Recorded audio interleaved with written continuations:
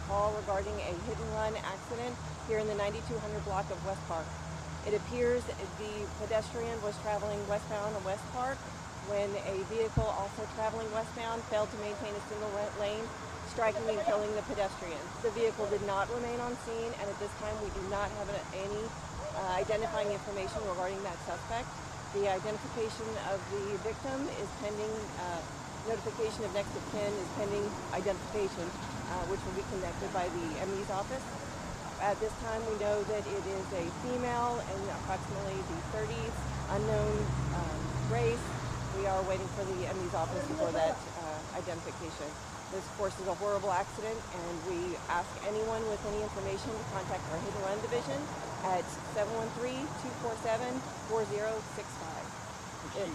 Sorry, is she in the road? I mean, there's not much of a sidewalk. It appears that there is like a very small area on the shoulder. It's not a very wide shoulder, but there is a shoulder. So it appears that she was in that shoulder, possibly a jogger, based on the tennis shoes left on scene. But at this time, that's still very preliminary and it will be part of the investigation. They said they had surveillance. Have y'all been able to look at it? We have hit and run investigators en route to the scene. They're going to review that and see what we can find.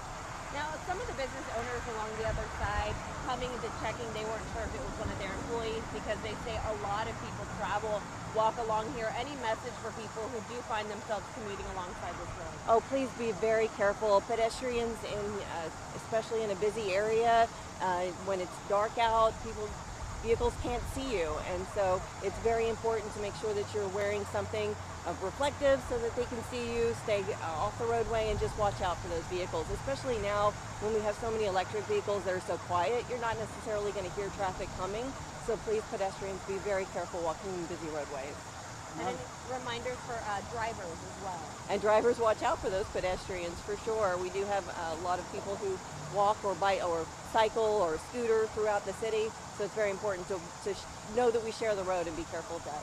But also for drivers who leave these scenes. I mean, obviously I'm sure in some instances it's panic, but there's also between staying here and cooperating and leaving, I'd imagine makes a big difference. Absolutely, that makes a huge difference. There's a big difference between an accident that has just occurred and you stay on scene and you render aid and try to help versus taking off from the scene. That becomes a criminal matter at that point in time because it is a failure to stop and render aid, failure to stop and give identification, which is a violation of the law.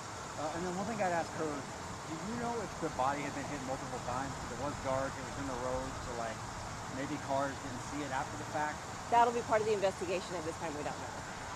And then when you say the car possibly veered off, is it possible that the charger was on the grass part or on that small sliver of shoulder? That'll be part of the investigation. I would hazard to say she's probably on that small sliver, but that either way, the vehicle failed to maintain a single lane, striking the pedestrian. Thank you so much. We appreciate your time.